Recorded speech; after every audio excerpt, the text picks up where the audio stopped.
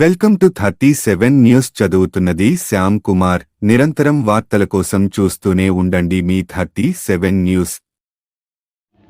Right brothers విమానాన్ని కనిపెడితే ఈ brothers కార్ని హెలికాప్టర్గా మార్చారు. అది తమ జీవనోపాధిగా ఉపయోగపడుతుందనుకున్నారు. కానీ ఇలా మార్పులు చేయాలంటే అధికారుల అనుమతి తప్పనిసరి అని అది తెలియక ఈ అన్నదమ్ములు తయారు చేసిన కారు హెలికాప్టర్ పోలీసులు సీజ్ చేయడం జరిగింది. దీంతో అన్నదమ్ములిద్దరూ తలలు పట్టుకున్నారు. ఈ ఘటన ఉత్తరాంధ్రప్రదేశ్లో చోటు చేసుకుంది. వివరాల్లోకి వెళ్తే ఉత్తరప్రదేశ్లోని అంబేద్కర్ నగర్కు చెందిన ఇద్దరు అన్నదమ్ముల పాత మారుతి సుజుకి వ్యాగనర్ను హెలికాప్టర్గా మార్చారు.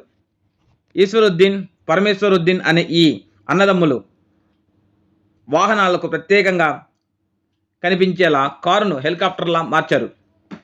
వధూవరులను తీసుకొని వెళ్లేలా ప్రత్యేకంగా ఉండాలనుకున్నారు. అందుకోసం హెలికాప్టర్ రోటర్ బ్లేడ్ను కారు పైకప్పుపై వెల్డింగ్ చేసి అతికించారు. కారు బూట్కు హెలికాప్టర్కు ఉండే తోకను జాడించారు. ఇలా కారు హెలికాప్టర్లా విలక్షణంగా రూపొందించారు. పైగా దీనివల్ల తమ కుటుంబానికి మంచి జీవనోపాధిగా ఉంటుందనేది వారి ఆలోచన.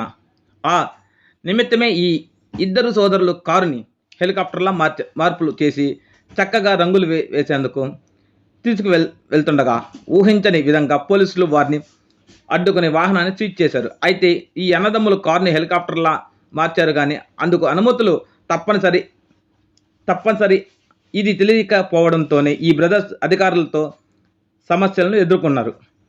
ఇక పోలీసులు తెలిపిన వివరాల ప్రకారం రవాణా నిబంధనలు పాటించనందుకు సంబంధిత అధికారుల నుంచి సరైన అనుమతి లేకుండా ఇలా మార్పులు చేసినందుకు సీజ్ చేశామని చెప్పారు.